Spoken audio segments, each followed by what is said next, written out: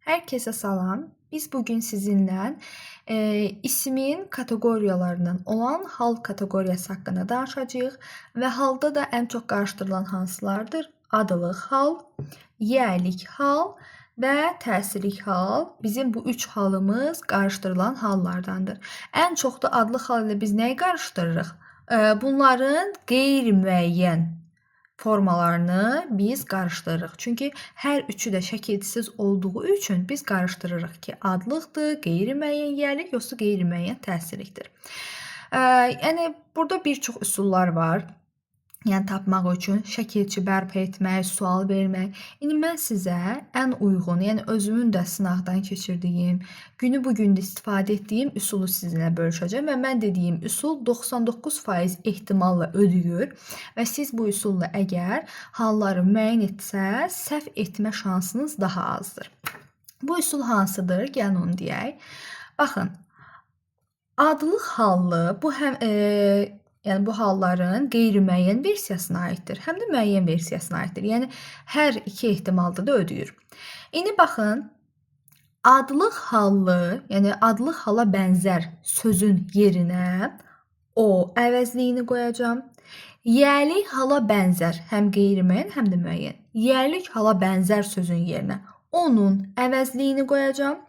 Təsirli hala bənzər sözün yerinə isə onu əvəzliyini qoyacağam. Baxın, biz bilirik ki, adlıq halın heç bir xüsusi göstəricisi yoxdur. Yəni şəkilçisi yoxdur. Baxın, şəkilçisi yoxdur. Sadəcə o əvəzliyidir. Eynilə də yəlik hal bilirik ki, ın, in, un, ün şəkilçisi ilə düzəlir. Baxın, biz bilirik ki, nədir? N bizim bitişdirici samitimizdir və ın, in, un, ün də bizim yəlik halın şəkilçisidir. Məsələn, yəlik halın şəkilçisini əzbərləmədən də tapa bilərik. Məsələn, yəlik nə deməkdir? Kiminsə, məsələn, kitabdır, masanın üzərində görürük, sual veririk. Bu kitab kimindir? Bu kitabın yiyəsi, sahibi kimdir? Baxın, məsələn, deyirsən ki, mənimdir, nə bilim, anarındır, yunlarındır. Baxın, orada mən neynədim? In, in, un şəkilçisi ilə həmin kitabın sahibini bildirdim. Və yaxud da təsirli hal. Deyirəm ki, kitabı mənə ver. Nəyi? Kitabı. Mən ona təsir eləyirəm.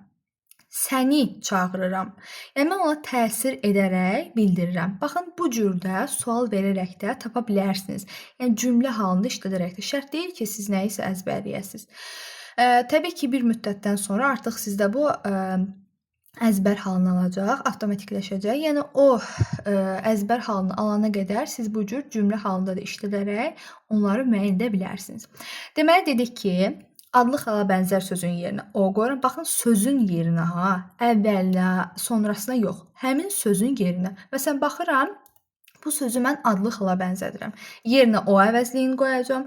Baxıram, yəlik hala bənzəyir onun, təsirli hala bənzəyirsə onu əvəzliyini qoyacağam. Təsirli halda da baxıram ki, i, u mənim şəkilçimdir. İndi gəlin tapşırıq üzərində biz bunu araşdıraq. Gəlin cümləmizə baxaq. Deyir ki, hazırlıq mərkəzləri hər il minlərlə dinləyici qəbul edir. Biz bu cümlədəki isimlərin hallarını müəyyən etməliyik, həm də ardıcıllıqla. Baxın, cümlədə halı müəyyən etməmişdən əvvəl baxırıq ki, bizə nə istəyir? İsim istəyir. İsim istəyirsə, mən yalnız ismə baxacağam. Digər nitq hissələrinə isə baxmayacağam. Gəlin cümlədə baxaq. Mənim isimlərin hansılardır? Hazırlıq mərkəzləri və bir də dinləyici sözü. Mənim burada ismimdir. Və mən nə dedim? Adlıq haldırsa yerinə o əvəzliyini qoyuram, yəlik haldırsa onun əvəzliyini qoyuram, təsirli haldadırsa onu əvəzliyini qoyaraq müəyyən edirəm ki, bu mənim hansı halımdır. İndi gəlin baxaq.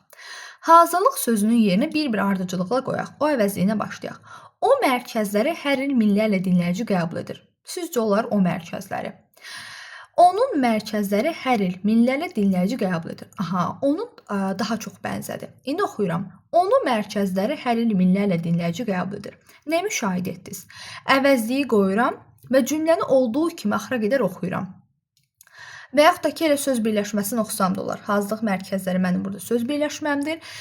İkinci növ təyini söz birləşməmdir və qoyuram onun mərkəzləri. Ödədi. Deməli, birinci sözüm mənim yəlik halda oldu. Yəlik haldadır, şəkilçisi yoxdursa, deməli, qeyri-müəyyən yəlik haldadır və qeyri-müəyyən yiyəlik halda olduğu üçün bu söz birləşmə mənim ikinci növ təyinli söz birləşməsidir. İndi gəlin ardına baxaq. Deməli, birinci oldu nə? Yiyəlik halda. Hətta variantdan işləsək belə, adlı xal, yəni yiyəlik halla başlamayan variantları üstünə xətt çəkirəm. İndi baxıram. Adlı xalı tapdıq.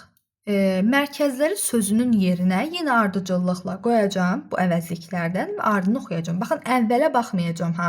Mən artıq bundan sonraya baxacağam. İndi başlayaq.